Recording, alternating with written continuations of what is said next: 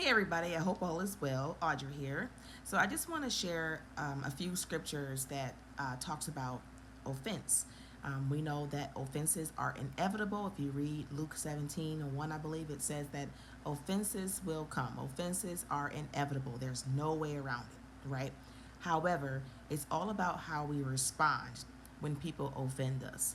One thing I want to say too is that when people offend us, they don't always do it out of spite. Sometimes, they just are maybe not aware that you have certain triggers, certain experiences that you've had that may trigger an offense. It could be a word that someone says, right? An action.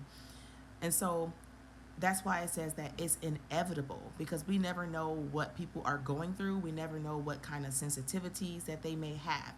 And so a lot of times people say things and do things they don't mean because they don't realize that it's a trigger for you. And so that's why I want to share these scriptures to remind you. It's something to meditate on as you go about your day. All right. So Proverbs 18:19, it says, a brother offended is more unyielding than a strong city. A quarreling is like bars of a castle. And so what this is saying is that it's kind of, once a person is offended, it's hard to win them back. Okay. It's challenging. Now, it's not impossible, but it's a little bit more challenging to win them back. You have to really ask yourself, what did I do?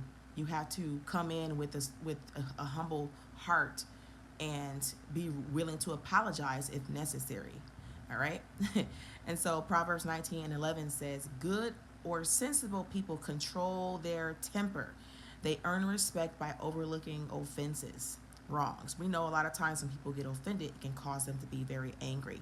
But this scripture says, if you have any good sense, you control your temper, you control your tongue. And so that requires self-control.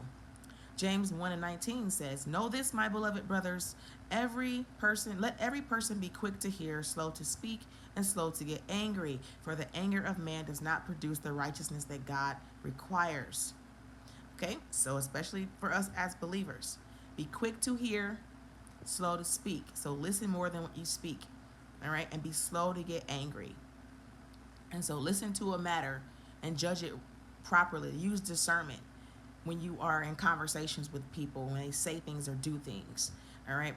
And then Luke 22:34 says, Father, forgive them, for they know not what they do. All right. So forgiveness is not a feeling, it is a choice. Jesus forgave all of his mockers, scoffers, haters. All right. Father, forgive them, for they know not what they do. And so that is how we are to respond to our enemies as well.